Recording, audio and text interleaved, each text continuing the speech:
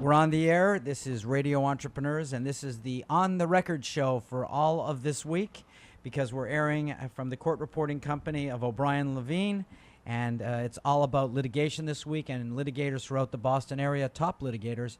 And if I'm talking to litigators, I need my sidearm bandit, Mark Z from Mark Z Legal Staffing. Hi, Mark. Jeff, hi, great to be with you. Thank this you. is the premier attorney space. We're talking to the best litigators in Boston, and it's the playoffs, the Super Bowl, and March Madness all rolled into one. Oh, my God. All this pressure. Too bad I don't feel pressure ever, unless I'm home. And our first guest, founding partner, Jonathon Friedmann, and Adam Shafran from Rudolph Friedmann. Welcome, guys. Good morning. Nice to be here. Thank you. And Thanks for having us.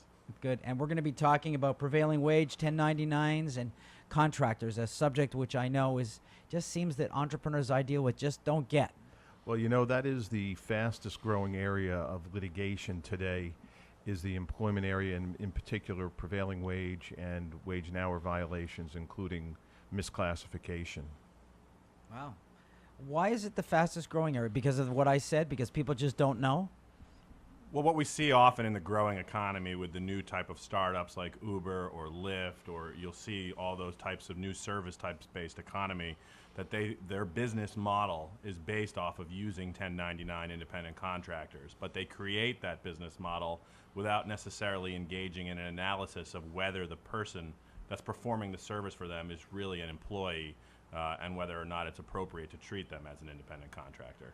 One of the things business people have to realize is that in Massachusetts, like many other states, everybody is presumed to be an employee unless you can prove three elements that excise them and let them be treated as independent contractors.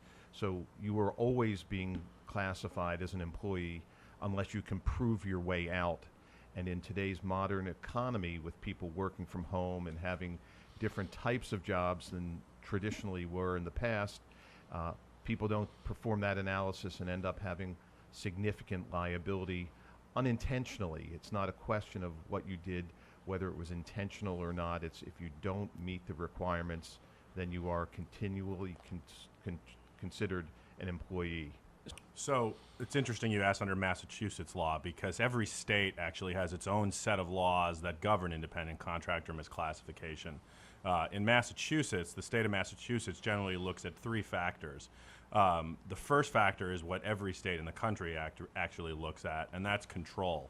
What is the level of control that the employer or the company is exercising over the work that the individual is performing? So the greater the level of control, for example, does the individual have to wear a uniform? Do they have to report to work at certain particular hours? Is the way they perform their work, are those things controlled? And if the company is exercising a level of control that includes a variety of those factors, that causes the individual to be deemed an employee.